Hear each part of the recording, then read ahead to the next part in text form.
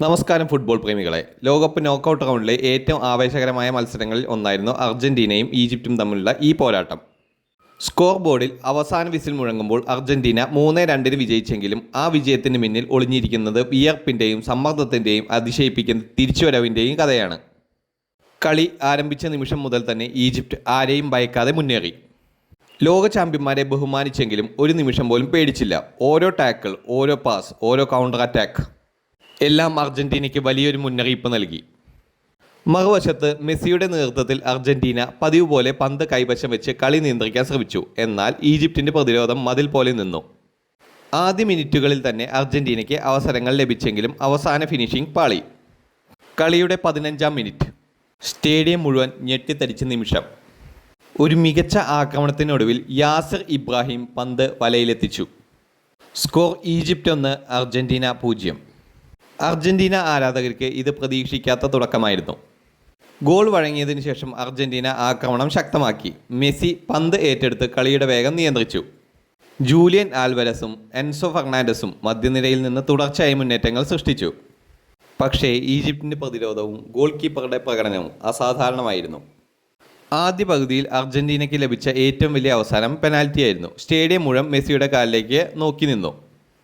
ലോകം പലതവണ കണ്ട അതേ നിമിഷം. പക്ഷേ ഇത്തവണ ഭാഗ്യം അർജന്റീനയുടെ കൂടെ ഉണ്ടായില്ല.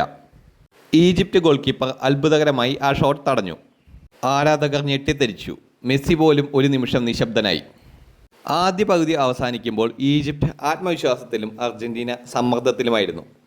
രണ്ടാം പകുതി തുടങ്ങി. എല്ലാവരും അർജന്റീനയുടെ തിരിച്ചുവരവ് പ്രതീക്ഷിച്ചപ്പോൾ വീണ്ടും ഞെട്ടിച്ചത് ഈജിപ്റ്റായിരുന്നു. 67-ാം മിനിറ്റിൽ മൊസ്റ്റഫ സീക്കോ ഗോൾ നേടി. സ്കോർ 2-0. അർജന്റീന 2 ഗോളിന് പിന്നിൽ. ഇപ്പോൾ ലോക ചാമ്പ്യന്മാർ പുറത്താകുമോ എന്ന ചോദ്യമായിരുന്നു എല്ലാവരുടെയും മനസ്സിൽ. സോഷ്യൽ മീഡിയയിൽ പോലും അർജന്റീനയെക്കുറിച്ചുള്ള സജീവമായ ചർച്ചകൾ നിറഞ്ഞു.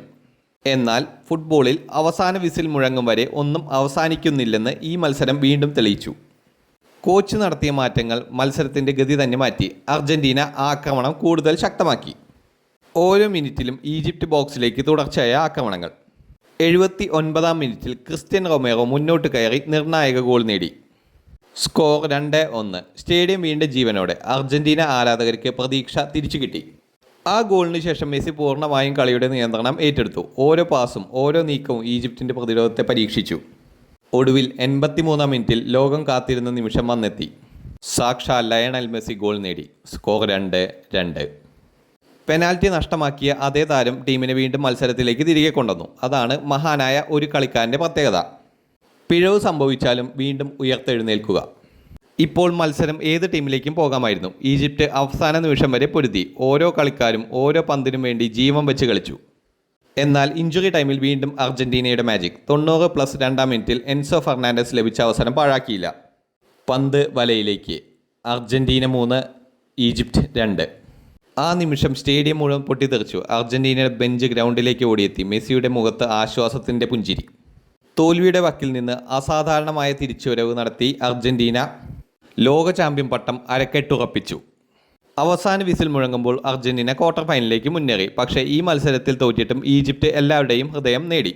അവർ ലോക ചാമ്പ്യന്മാരെ അവസാന നിമിഷം വരെ വിറപ്പിച്ചു. മെസ്സിയുടെ ഗോൾ, റൊമേറോയുടെ നിർണായക തിരിച്ചുവരവ്, എൻസോയുടെ വിജയ ഗോൾ, ഈജിപ്തിൻ്റെ പോരാട്ട വീര്യം ഇവയെല്ലാം ചേർന്നപ്പോൾ ലോകകപ്പിലെ മറക്കാനാവാത്ത മത്സരങ്ങളിലൊന്നായി ഇത് മാറി. ഫുട്ബോൾ വീണ്ടും തെളിയിച്ചു. അവസാന വിസിൽ മുഴങ്ങുന്നതുവരെ ഒരു മത്സരവും അവസാനിച്ചിട്ടില്ല.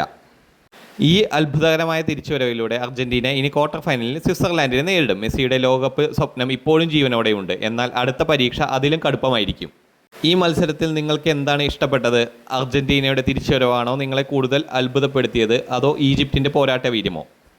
നിങ്ങളുടെ അഭിപ്രായം വീഡിയോ കമൻറ്റ് ബോക്സിൽ അറിയിക്കൂ. വീഡിയോ ഇഷ്ടമായെങ്കിൽ ലൈക്ക് ചെയ്യാനും ഷെയർ ചെയ്യാനും സബ്സ്ക്രൈബ് ചെയ്യാനും മറക്കല്ലേ.